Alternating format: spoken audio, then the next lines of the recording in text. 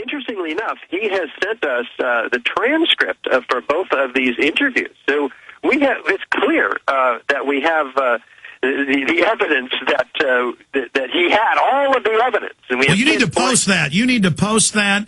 In fact, I'd post the whole transcript, or he'll claim you edited it. I would post that, and then let everybody write about it to show he's going, I promised this would be in there. I mean, just unbelievable. Oh, totally. And we will. When are you going to put that out then? We'll get it out within a week. Good. Well, I'm going to be in New York for the whole next week, by the way. We'll be at Ground Zero. Hopefully you'll be there the morning. Unfortunately, I can't. I've got a bunch of stuff I'm working on here with the Charlie Sheen developments. Yeah. Well, I'll take your place, Alex. I'll be out there talking to people. There'll be a lot of cameras. Good. You're a great leader in this fight. I'm finishing my film, Fall the Republic, in the next week and a half, and I am working on just absolutely piles of work, but I would love to be there with you. Well, I'll be at the two conferences there, the We Demand Transparency Conference at St. Mark's in the Bowery, the 11th and the 12th, and then Real Change Conference, the 11th and the 12th. Also, Luke Rutkowski's We Are Change group is having some great speakers as well. So I encourage everybody to come out to New York who can and support us and support these incredible truthers who have given so much to wake up the American people. Well, they have. Now run through some other bullet points you were trying, when we went to break, also getting into Underwriting Laboratories, has this internal report where in the underwriting they tested fire making the building fall. It had to be a special building because FEMA and the command centers were there. They went in and even added more strength. This super building, CIA, Defense Intelligence, IRS, Army, FBI, the whole thing's the second biggest CIA compound outside Langley in the U.S., they admit, and then magically it falls in its own footprint. You brought that information about Underwriting Laboratories to them, but they don't care. They went and got a steel of unknown strength, an alloy, put a big weight over it with the white tips of the flame, the very hottest part, hitting on it longwise. Just amazing. Yeah, and obviously it's going to fail. With 3,000-pound point load right in the center span of the beam, it's designed to fail. It's designed to show. So when it does fail, I can imagine half of the public watching goes, "Oh, that's what happened to the World Trade Center. So I see it failing." It's like sheep, But the fires had almost completely burned out. There were people in the holes waving for help. Seconds before, they just shatter, and the building it's unbelievable. Yeah, in the South it's like Tower, watching a volcano explode and saying there was no pressure underneath it. In the South Tower, the fires were going out after only 56 minutes. And according to the fire department. Yeah, well, Oriel Palmer had reached the 78th floor, and he says there's two isolated pockets of fire. We can put it out with two lines, and 10 minutes later, the 100 first responders are witnessing and documenting in their oral recordings sounds of explosions and flashes of light at the onset of the collapses, like a belt wrapping all the way around the building. It was as if they had detonators. Boom, boom, boom, boom, boom. Yeah, that's a quote from the firemen. And we have news reporters on the ground 2,000 feet away from this, ducking from the incredible sounds of explosions, which we don't hear on any of the reports. They systematically take out the sounds of explosions, but there's well over a couple of hundred witnesses talking about these incredible explosions, and then debris flying everywhere out of the sides of the Twin Towers. As I mentioned, 600 feet flying laterally at 50 to 70 miles an hour, and so. This is a gravitational collapse. We would expect to see 110 floors stacked up at the bottom of each of these buildings. Guess how many floors we see at the bottom? And the photographs, the videos, none. They're all gone. They've been pulverized and distributed laterally outside the building's footprint. This is supposed to be a gravitational collapse. We should have 20 to 40 stories high of floors sitting down there.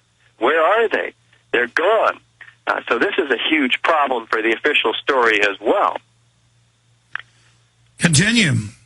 Well, so I explained very carefully to National Geographic what FEMA found and what FEMA documented in their Appendix C of their May of 2002 BPAT report. Steel, 2 steel samples. By the way, the only 2 steel samples saved from Building 7. But these 2 steel samples, they document intergranular melting, rapid oxidation, sulfidation, and even evaporation of the ends of these beams. Firemen have never seen this before. So how did this happen? And so they conclude, FEMA, that their best hypothesis as to how this building came down has only a low probability of occurrence. Well, what was that hypothesis? Fire and some damage from the beams of the World Trade Center North Tower when it went down earlier that morning. So what happens to this entire... Oh, they say further research investigation is necessary. But unfortunately, though, for those hoping to resolve the issue, all of that steel had been recycled to China, and FEMA had ordered the recycling of that steel. They deny this, but those who do this research end up citing FEMA for giving these orders. So they didn't save the steel. You always save the steel in any kind of a collapse, so you could thoroughly understand exactly what happened. Now, NIST takes over the investigation after May of 2002. What did they do with this Appendix C, documenting the melting of steel? They throw it out. It is not in the final report at all in the World Trade Center 7 that came out in November just last year, 7 years later. So they've basically systematically destroyed even more evidence. They do not want us to know about molten metal or melting of steel. In fact, John Gross denies the pools of molten iron, as it turns out to be. Stephen Jones and others analyze it. Turns out to be. And we have all the videos of the firefighters saying it was like a foundry with molten metal running everywhere. We could play the clips, but they're cussing, including fire captains. But, I mean, it was just everywhere. Yeah, it was. And there's dozens and dozens of witnesses. There's photographs. There's it's all in my film Terror Storm, A History of Government-Sponsored Terrorism. The people really need to get it at Infowars.com. It goes through the whole history of this and the modern events, and that's how you really wake somebody up. I understand you're an engineer, you're an architect. That's an important area of research. I saw it, and I was very impressed by Terror Storm. Very impressed. Well, I mean, my point is that, though, there's the other angle where we also do the science in it. Well, thank you, Richard. We go at the history of it, that they've done this over and over again, and that helps people get past not imagining that government would do this. Government isn't like the rest of people. I'm sorry, go ahead. Yeah, it's disturbing because, all of this evidence is clear. As I mentioned, to 90% of the people I talk to, they end up agreeing with us and signing our petition. But they say, well, what do we do now? And I'm going, well, we're architects and engineers. We can carry you this far. We can give you the evidence that the media, the government, has not given you. You can see for yourself that this points to something other than some kind of al-qaeda attack.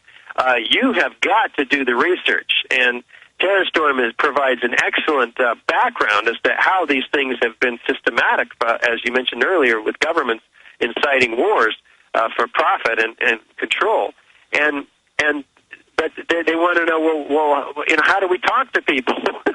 Because this is a psychological problem for every American. Well, it is. Richard, we're almost out of time. I want you to be able to finish that last point. But again, have you talked to the maker? You've gotten the transcript, but have you tried to call the guy and say you lied to me, or is he taking your phone calls? No, yeah, he'll talk to me. We've emailed a couple of times. I have not presented him with a major confrontation at all. I'm trying to put my ducks in a row, and now I'm packing up for New York. It's going to be very difficult. It's going to take a little bit of time. I understand. Next week, you're going to get back, focus on it, have a plan, and then come out with it. Well, I think it's important so people, when they Google the name of this company, know who they're dealing with. I mean, I did some research on them. Was like, no way am I talking to you guys. Because I've been around similar people. When I had the History Channel people here, I knew it was a hit piece, but when they said, oh, this is fair and we like you, at the end they just laughed at me in a parking lot.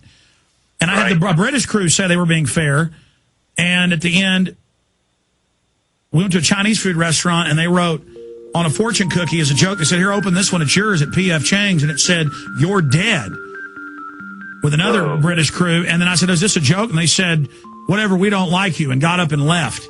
I mean, it was just like they wanted me at the end to know, look, we punked you. We're nasty. We're black ops.